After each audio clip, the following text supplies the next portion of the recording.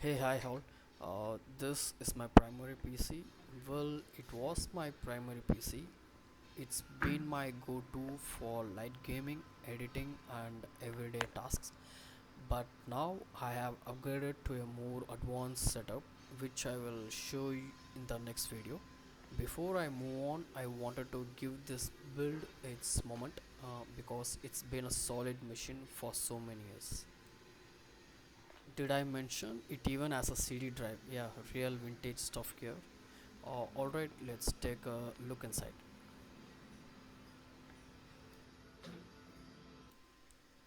Starting off with the graphics card, we have the GT1030.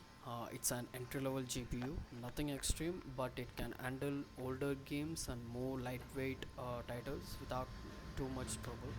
It also helps with video playback and minor GPU acceleration in editing software, making it a decent choice. All of this runs on the GigabyteH110M-h motherboard. It's a basic but functional board, offering just what's needed. Two RAM slots, standard connectivity, and support for Intel's 6th and 7th gen process. Speaking of RAM, this build was built as 8 GB of 2333 MHz memory across two sticks, which was the sweet spot for general use when I put the system together. At the core of the system is the Intel Pentium G4400 dual core processor. Nothing crazy, but it handled day-to-day work just fine. It's not meant for heavy multitasking or modern AAA gaming. Cooling is handled by the stock Intel fan, no fancy or aftermarket coolers here, just a classic Intel design that keeps things running at safe temperatures. The power supply running this build is the Corsair CV450, a reliable 450 watt unit that gets the job done.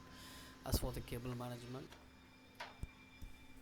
I was unscrewing the panel to check where I had installed the SSD, and turns out it was mounted on the other side. Just one of those moments when you forget your own setup.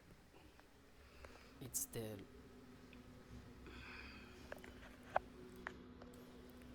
Also, check out these handles on the case. This is the Zebronics Pride cabinet, a pretty solid budget case with a simple design. It's got a bit of a gamer aesthetic, but nothing too. The storage in this build is EVM 2.5 SATA SSD. It's not the fastest compared to NVMe drives, but it makes a huge difference over traditional hard drives when it comes to boot times and overall system responsiveness.